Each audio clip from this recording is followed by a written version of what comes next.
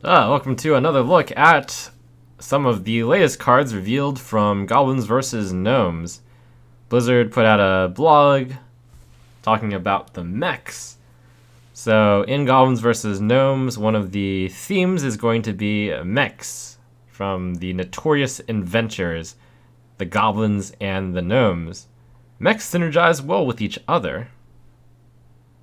One of the things that I haven't mentioned yet is that some of the cards from Vanilla, and I think not any from Next, but some of the obvious cards which are mechs, like Harvest Golem, Alarm of Bot, Dragonling, Mechanics Dragonling, the Mechanical Dragonling.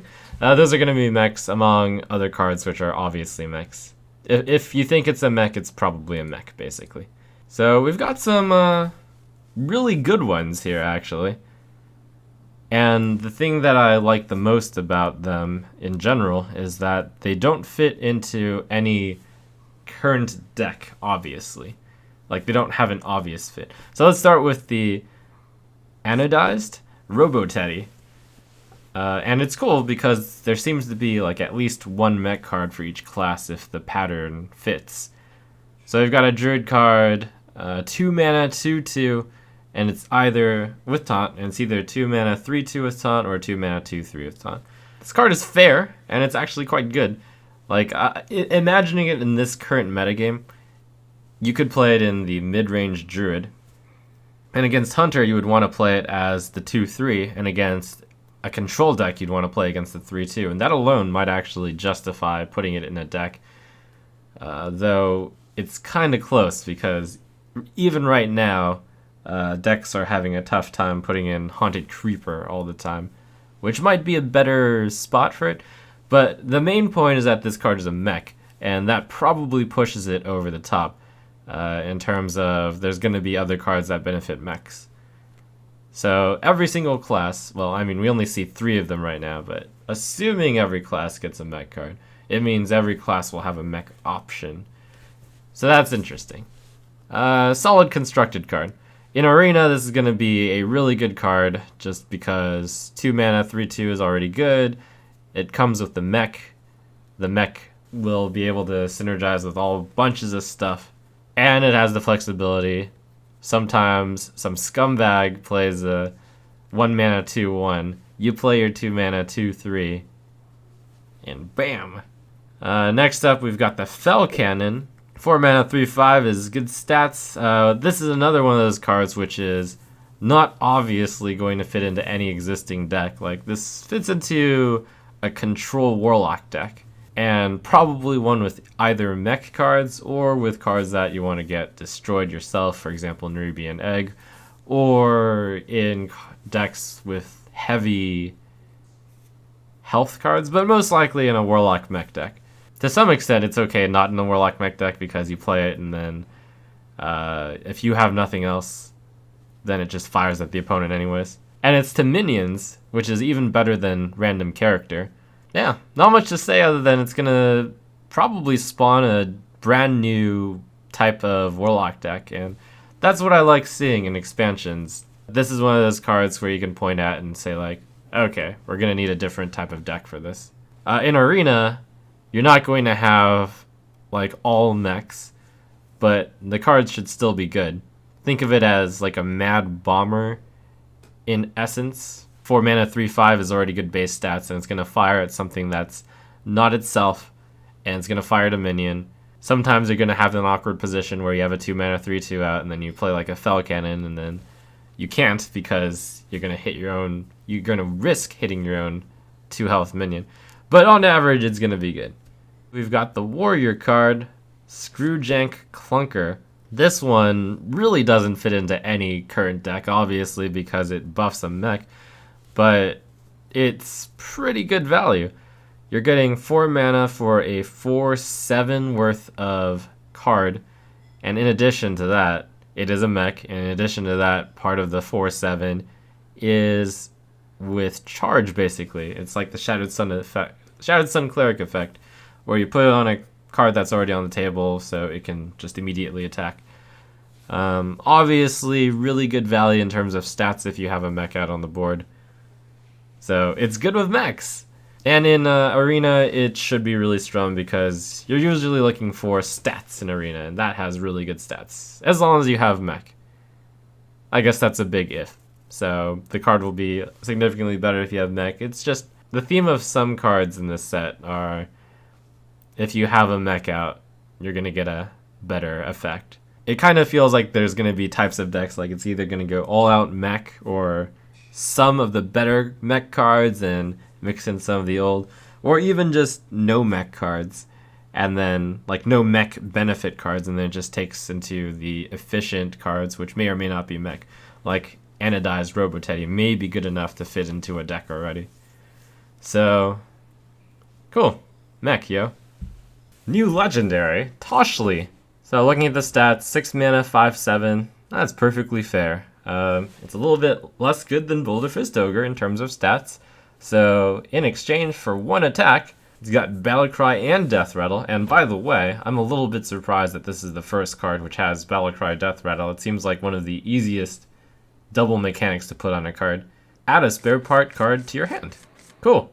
So I have previously stated that I think that a spare part card is worth somewhere about 1/3 of a card or half a card.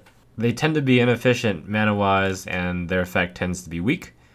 But that is the point of a spare part, just to have like a spare part card lying around. It's like, oh yeah, you get a little bit of a random doodad effect.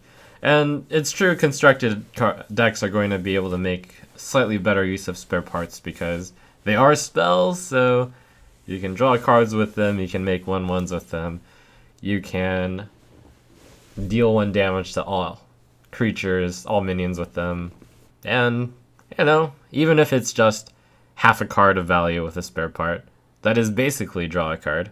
So 6 mana, 5/7, draw a card, if you were to count 2 spare parts as a card.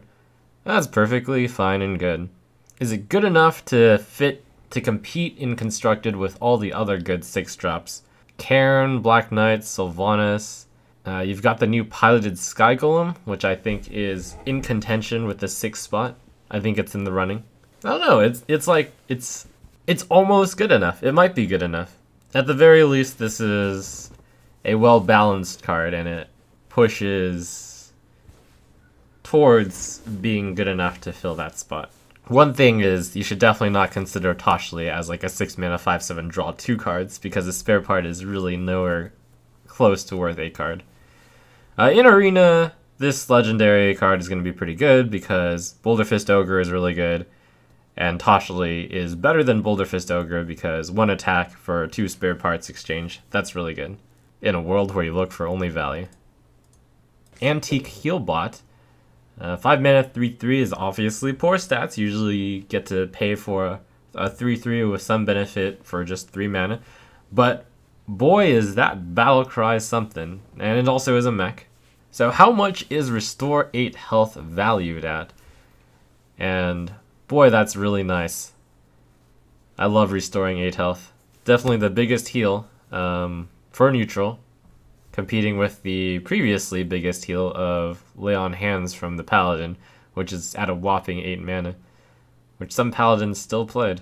So how good is Restore 8 health? Well, the easiest way to compare this card would be to the Druid card Healing Touch, which is 3 mana Restore 8 health, and that's possibly to a minion also.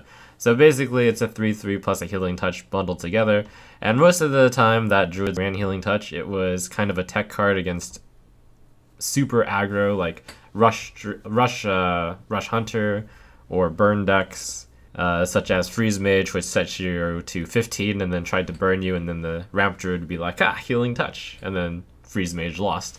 So Antique Healbot is a neutral version of that. Healing Touch, and for 2 more mana you also get a 3/3, and 2 mana for a 3/3 is pretty good, but even better than that, when you bundle 2 card effects together into 1 minion, it tends to be even better, because you can think of it as like 2 mana 3/3, draw a Healing Touch. Wait, that is actually exactly how you can think of it as, except the Healing Touch can only heal yourself. And that's pretty good, because 2 mana 3/3 draw a card is insane. 2 mana 3/3 by itself is already pretty good. Now, obviously, Healing Touch is a really big tech card, and it's only being played when rush decks like Hunter or Face Rogue or Face Warrior or Pyroblast Mage are being played, but this is an excellent card to make sure that if the format ever gets that fast, I believe this card will be played. It might even just be played in a control deck by default, because sometimes restoring 8 health is nice, so I expect to see this card around. In Arena, restoring health tends to be a bit worse to your hero. This card may... this card is particularly good against decks that go for the face, and Arena tends to be more about board control, so I have my reservations about how good this card will be in Arena. I think it will be an average card. Not that good, not too bad. 3 Paladin cards have recently been revealed. The first of which is Cobalt Guardian, which is a 5-mana 6/3, and when you look at those stats, you will need to think like, oh, okay, this card better be ridiculously good to have a 5-mana and only 3 health card. And you look at the tech, and it's whenever you summon a mech, gain Divine Shield. So first question is a 5-mana 6/3 Divine Shield even good? So we compare this to Silver Moon Guardian. 4-mana 3/3 Divine Shield tends to be weak. Never played in Constructed. So adds a mana and adds 3 attack. Would a 5-mana 6/3 Divine Shield even be played and constructed? And I'm leaning towards no. Now, this is not a 5-mana 6/3 Divine Shield. This is a 5-mana 6/3 mech, where when you summon a mech, you gain Divine Shield. So, in order to... Presumably, there are no 0-mana mechs, so to activate the effect, you would have to, at best, do 6-mana 6/3 and play another mech, and then would come in with Divine Shield. And then your opponent can just kill it. The Cobalt Guardian. Now, obviously, if you have the mech engine running, and you get the Cobalt Guardian out, and you get the Divine Shield on the first go, and the opponent can't deal with it, then you can play a mech the next turn, get another Divine Shield, and just keep the process going, and theoretically Cobalt Guardian can wipe everything on the opponent's side, but it's not going to happen. This is probably one of the least strong cards that I have seen so far in the set. In Arena, it's going to suffer even more because you can't have as many mechs as you would in Constructed, and this will be one of the worst cards to pick in Arena. Muster for Battle. A lot of people have joked, stop trying to make Light's Justice a thing. It's not going to be a thing. But it actually is going to be a thing with Muster for Battle, I think. So 3-mana 3/3 plus small benefit is the average for these things. For Paladin, one of the biggest problems that they have had is their failure to be able to have something out on the board. If you have the 3/1/1s on the board, in the right metagame, like where there isn't a mass sweep of 1 health guys, you currently can argue that there isn't. Like, I know Whirlwind exists and Unstable Ghoul exists, but currently when you're at 3 mana, there's no common way in Constructed in the current metagame at the moment where I'm talking about this to do that. And then you can play your buff cards, such as give a minion Divine Shield, Sergeant Protector, such as Blessing of Kings. Maybe you'll actually see that be used. One of the big problems with Blessing of Kings right now is that you simply don't have a target to put on it. Turn 3 Muster for Battle, you can assume like one of your guys is going to survive, so maybe Blessing of Kings is going to work there. This card seems to be working in almost all versions of Paladin. You put it in a rush deck, you put it in a mid-game deck, you put it in a control deck. It seems to be viable in any deck. It's not insane because you don't get that much value out of it. 3-mana 3/3 with a benefit. Again, you can think of it as like 3-mana 3/3 draw a card, which is really, really strong, except the card you draw is Light's Justice. A 0-mana Light's Justice, which is okay.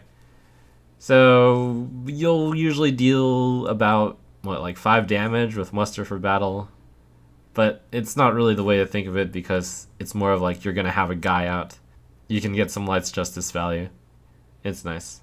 In Arena, this card is going to be fairly good, fairly strong, because it's just a nice value card. I guess one way to compare it to is like to Murloc Tide Hunter, which is of course a bad card. When I compare it to mana, to Arena, 2 mana, 2. Is it the Tide Caller? 2 mana, 2/1, summon a 1/1. That card is worse than Muster for Battle because the 2/1 usually gets hero abilitied. But when you have 3 1/1s, like you overload the opponent's hero ability, even if it's deal 1 damage, so they can't really get rid of them all. And then you also get a 1/4 weapon to boot, so it's nice. Maybe you even see it with Cult Master. I love sending my guys out to the cult. One of the things that some people have talked about is, wow, what if you get the Sword of Justice out, and then you muster for battle? There has been confirmation that the Silverhand recruits get buffed first, using most of the charges of Sword of Justice, and then you equip the 1/4 weapon. So that could be a thing. Turn 2, Sword of Justice, attack face with Sword of Justice, maybe attack their 3/2 with it. Turn 3, you attack with the charge of Sword of Justice into their 3/2 again, or maybe into their face, whatever. And then you muster for battle, and you get 3 2/2s, and then you equip the 1/4 weapon, destroying your Sword of Justice. That may or may not actually be a good combo, but it's a thing you can do. The new Paladin weapon, Coghammer. 3 mana, 2/3, that can be compared to the Shaman Stormforged Axe, which is currently not strong enough and constructed, though for a time it was considered a staple, Axe in Shaman, which was 2 mana, 2/3 Overload 1. 2 mana, 2/3 Overload 1 tends to be better than 3 mana, 2/3 because, one, you can play it on turn 2, and then you can hit the opponent's 3/2 with it and stay ahead on tempo. So in that respect, this card is a little bit worse, but you get a pretty strong battle cry with it, Divine Shield and Taunt. One thing that a lot of people are starting to be hyped about is like the possibility of turn 2, you play Nerubian Egg, or you play Ancient Watcher, and then you play the Coghammer, and usually those two minions both survive for a buff to happen on them. So that could be the starts of a new type of deck. Coghammer seems like it could be efficient enough to just already be put into a mid-range or even a control deck. Probably not in a control deck, but a mid-range deck in particular. Turn 2 Ancient Watchers / Egg into turn 3 Coghammer play. I mean, it's just kind of efficient. It feels like it wouldn't fit into a control deck in particular because you need to have the minion out and then also play the Coghammer, usually in a control deck, which features cards like Equality and Pyro Consecration. You're generally wiping the board a lot, and then like winning via attrition in the late game with guys. It's tough to think about how giving one of your minions Divine Shield and Taunt would be that good. But hey, maybe like you put it in the Control Paladin, which now runs Ancient Watcher and Nerubian Egg and like Sun Fury Defender. That could be a thing. Actually, now that I think about that, that could be a thing. Like, one of the main problems of Control Paladin right now is it's just not fast enough to deal with things. Turn 2 Egg / Watcher, turn 3 Coghammer, and then start dealing with the aggro. And the Paladin starts to have a bit of late game, since there's actually more Goblins versus Gnomes cards, which are a good late game also. That could work. In Arena, this card should be quite good. Weapons tend to be very good in Arena. 3/2s are seen all over the place, so you're usually going to be able to kill 1 or 2 minions with the Coghammer, or get like a kill and 2 assists. And the random friendly minion thing, you'll usually be able to rig that. And even if you don't, even a 3 mana 2/3 is good enough. Kind of like how the Eaglehorn Bow, even though it's often just a bad Fire War Axe in Arena, is good enough. Call Pet. Boy, this is a hard card to evaluate. It's very similar to Unstable Portal, the mage card. 2 mana, get a random minion, and then it costs 3 less. Call Pet is a little bit more focused in that it draws from your deck. And if you're running Call Pet in your deck, you're going to be running a beast deck. One of the things that Total Biscuit recently did, by the way, is build a beast deck. He would have loved to have Call Pet in that deck. This could be the start of a new deck where you actually focus on beasts. Like, I know the current constructed Hunter does run a lot of beasts and also runs Houndmaster, but with Call Pet and maybe some other beast cards that get arrived. Like a few people have joked about, what if there's a mech beast? You know, that could happen. It's not outside of the realm of possibility. In fact, I'm a little bit surprised that Mech-Bear-Cat, which we're going to be looking at, is not a mech beast. So call pet. The dream is to get a beast which actually costs 4 or more, and then it costs 4 less. The big cards currently in Constructed that are being run that cost 4 or more mana, which are beasts, are currently Savannah Highmane. So that is a little bit of a problem. There are some people who are saying, oh, okay, well then how about you put it with Buzzard? You got the new Unleash combo. You call pet into Starving Buzzard, and then you play the 1 mana Buzzard, and then you unleash the Hounds, and then it's back to good old times. Well, the problem is you can't call pet a Starving Buzzard consistently, and then those times where you get the Starving Buzzard and you didn't call pet it, you kind of suck still. So I figure call pet isn't going to fit in the current Hunter deck, but it could be run into a deck. Like at some point we had Rock. What is the turtle's name? I'm just going to call it a Snapjaw turtle, although that's slightly wrong. The 2/7 turtle. That seemed like a really good target to call pet. Imagine that. Turn 2, call pet, and then... Okay, Snapjaw. Rock? Oasis. Okay, so turn 2, call pet, Oasis, Snapjaw. That's insane. You get on turn 2, you get your 2/7, crush the opponent's 3/2s. It could also be like turn 2, call pet, Mukla, and then you play a turn 2 Mukla. You can coin call pet into Mukla. That's actually rather insane. Turn 1, 5/5. The card you can't just put into the current Hunter deck, but quite obviously it fits a beast theme. There might be room for a beast deck, similar to how when Void Color came out in Naxxramas. Quite obviously, like, oh, there might be a demon deck, and it was tried out, and it was good for a time, and then it just barely didn't make the cut into competitiveness, and you still see it around sometimes. But a beast deck, yeah, that's not unreasonable. There's a lot of beast synergy. Could work out. I quote Taro Stato of Reddit. Some people are saying this card is too bad because there aren't many good beasts that cost 4 or more, so I want to analyze all possible outcomes. You draw a non-beast card, you paid 2 mana to cycle a card, it's a mediocre outcome like using Wild Growth to draw a card on turn 10. You draw a 1-cost beast, you paid 1 mana to cycle a card, it's a decent outcome. You do that 90% of the times you play Flare. You draw a 2-cost beast, you played 0 mana to cycle a card, it's a good outcome. You draw a 3-cost beast, you cycle the card and got a 1 mana discount, it's an excellent outcome. You draw a 4-cost or more beast, you cycled a card and got a 2 mana discount. It's an insane outcome. Okay, well, I'll go with that in the opposite order. Yes, if you draw a 4-cost or more beast, it's insane. It's like, is Innervate a good card? It's a pretty good card. Innervate, draw a card? That's insane. So that's the big benefit of Call Pet. Innervate, draw, or coin draw a card is also an insane card. Like, we're assuming Call Pet costs 0. Basically, since you're gaining 1 mana. That's a really good card. You draw a 2 card, it's a wash. You draw a 2-cost beast, it's a wash. Yeah, I'll mostly agree with that, as long as you're not like putting bad 2-cost beasts in your deck. But like, say on turn 2, you play Call Pet, and then you get a Spectral Creeper, and then you play the Spectral Creeper. It's perfectly reasonable. Though it's not really that good. It's like, that would be defined as a mediocre outcome. This poster calls it a good outcome. Now we start to go into the disastrous outcomes. This poster says you draw a 1-cost beast, you paid 1 mana to cycle a card, it's a decent outcome. You do that 90% of the times you play Flare. But the thing is, Flare is a metagame call.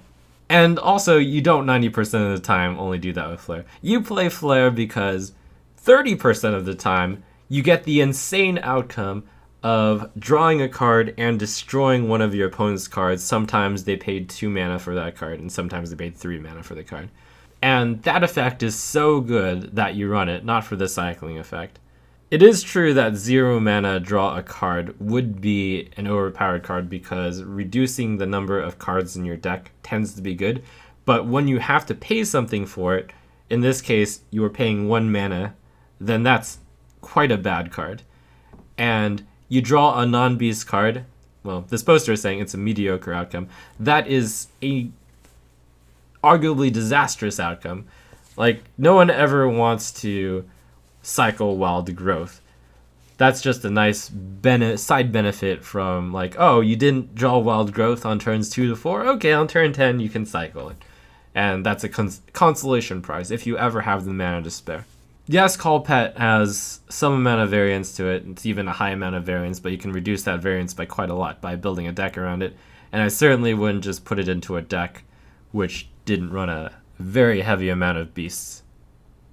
Mech-Bear-Cat. That's a really fun name, first of all. A nod to a popular reference. 6 mana, 7/6. The stats are alright. And it's a mech, which is a nice bonus for those Mech Matters decks. When this minion takes damage, add a spare part card to your hand. You can usually expect your card to take at least one source of damage. So think of it as 6 mana, 7/6, draw one spare part. And usually you would probably draw 2 spell parts. You might be able to put it into a deck where you're running effects that damage your stuff. I don't think that's worth it for Mech-Bear-Cat by itself. Bad news, 7 attack. That's like kind of rare on a minion these days. It gets BGH'd possibly. And then you don't get a spare part, and that's sad. I'll say this much, in Constructed, if the card were like 6 mana, 7/6, draw a spare part, it probably wouldn't work out. In fact, we recently compared it to Toshley, the 6 mana 5/7, which is draw 2 spare parts. This card actually seems to be worse in stats than that. The main reason to play this card, presumably, is you think that you can draw more than 2 spare parts with it, at which point it starts outvaluing Toshley.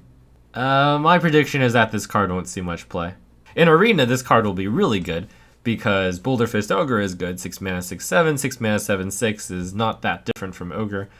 In a world where you don't really get BGH'd in Arena, and it's actually better than Ogre because you are going to get at least one spare part. Almost always. So, really good card. Plus, it's a mech. That makes it, like, way better than Ogre. Because mech matters. Sometimes. It's just that in Constructed, like, you have to also compare it to Toshley. And you're probably not going to play both. Iron Sensei. 3 mana, 2/2 mech. So, stats are obviously poor on that. It has a mech, so slight benefit.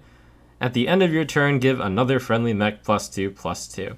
Now, usually with these buffer cards, like Shadowed Sun Cleric, I say, okay, so this is even better than a 3 mana 4/4 because part of it has charge. In this case, it is worse than a 3 mana 4/4 because it's at the end of your turn, so your card doesn't actually get to attack with it immediately. It has the benefit that it's recurring. It has the downside that it's only a 2/2. So here's the main question then. Are you going to be able to have a mech out on turn 2 and have it survive, and then you play your turn 3 Iron Sensei and get your 4/4 value? And I'm not sure.